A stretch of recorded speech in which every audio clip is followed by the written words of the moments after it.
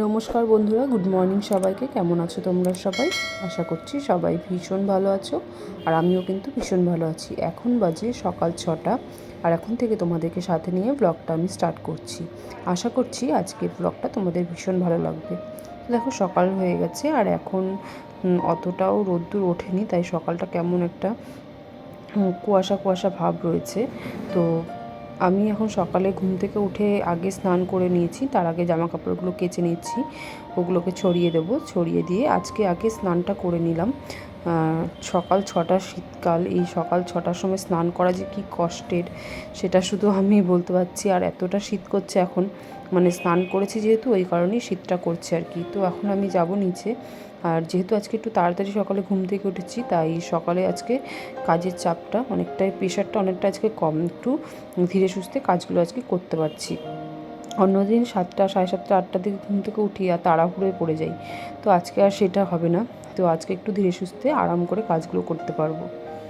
সকাল সকাল ঘুম থেকে উঠতে পারলে নিজেরই বেশ ভালো হয়, মানে কাজের সুবিধে হয়। কিন্তু কি করব, সকালবেলায় ঘুম থেকে ওঠাটাই চাপের ব্যাপার হয়ে যায়। তো আমি সকালে এখন সোয়েটারটা পরে নিচ্ছি, কারণ একটু ঠান্ডা ঠান্ডা লাগছে। আর গতকাল রাত্রিবেলায় আমার বাপের বাড়িতে মা ভাপা পিঠে বানিয়েছিল। তো আমি তো যেতে পারিনি, মা বাবার গেছিলো। তো মা বাবা আমার জন্য নিয়ে এসেছে।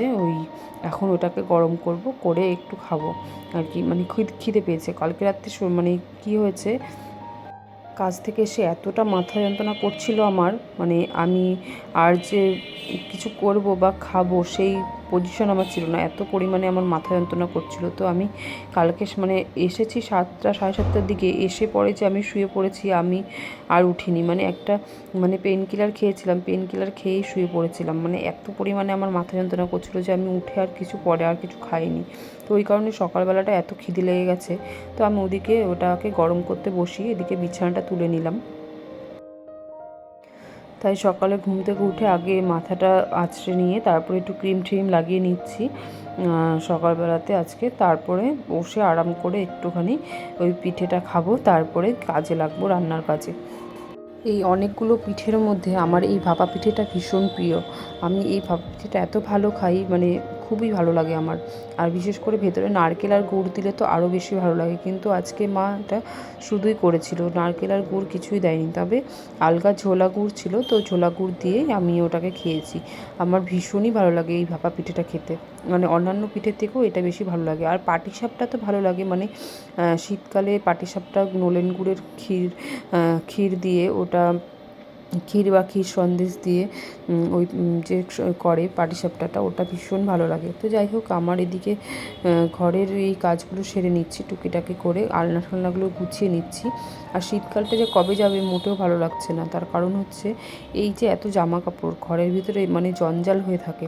বিশেষ করে সোয়েটার ফোয়েটার, হ্যাড্ডা চাদর, এগুলোতে মানে ঘরের ভেতরে একেবারে এত জঞ্জাল হয়ে থাকে, আর কিছু বলার নেই। আর আজকে সকালে স্নান করেছি, আর সাথে সাথে রিয়াকশান হয়ে গেছে, ঠান্ডা লেগে হাঁচি দিতে দিতে আমার শেষ, আর কাশিও শুরু হয়ে গেছে। এই কারণে আমি সকালে স্নান করতে চাই না। সকালে স্নান করলেই আমার এটা আর কি মানে শুরু হয়ে যায়, হাঁচি কাশি, অ্যালার্জির প্রবলেম হয়ে যায়। তো ওই কারণে আমি যত চেষ্টা করি যে একটু বেলা হলে, একটু রোদ উঠলে তারপরেই আমি স্নান করি। কিন্তু কিছু করার নেই, এক একদিন কাজের সুবিধার্থে সকাল সকাল স্নান করতে হয়, এতে আমার কাজেও সুবিধে হয় আর কি।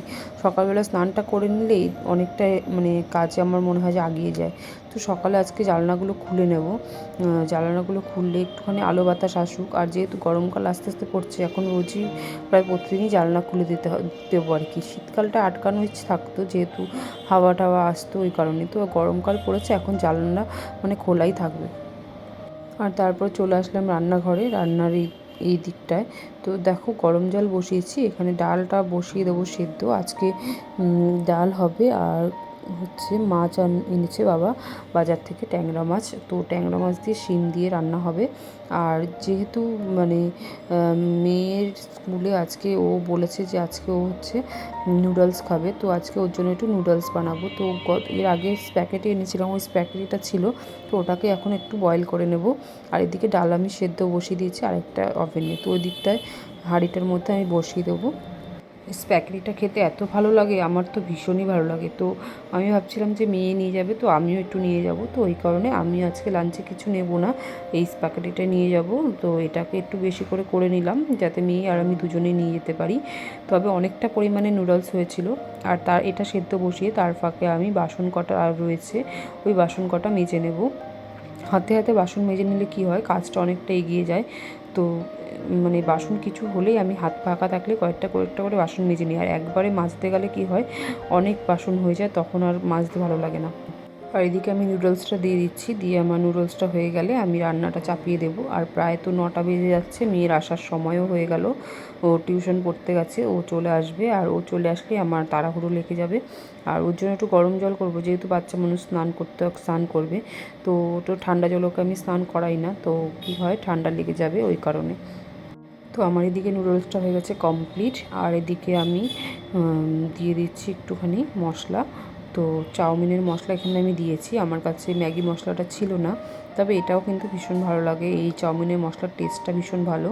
তো এটা আমি নামিয়ে নেব। তো তো দেখে তো বুঝতেই পারছো কতটা সুন্দর হয়েছে, আর খেতেও সেরকমই টেস্টি হয়েছে। তো এই দিকটায় আমার হয়ে গেছে রান্না বান্না, আমি সমস্তটা কমপ্লিট করে আজকে আমি চলে এসেছি। আর বাকি রান্নাগুলো তোমাদের সাথে কোনোটাই শেয়ার করতে পারিনি, কারণ হচ্ছে যাওয়ার এতটা তাড়া ছিল। তো আজকে এখন আমি রেডি হয়ে নেব, রেডি হয়ে তারপরে হচ্ছে বেরিয়ে পড়বো। আর এদিকে মেয়ে কিন্তু অলরেডি স্কুলের জন্য বেরিয়ে পড়েছে। তো আজকের মতো ভিডিওটা থাকছে এটুকুই, চলে আসবো আবার একটা নতুন ভিডিও নিয়ে। সবাই ভালো থেকো, সুস্থ থেকো, টাটা সবাইকে।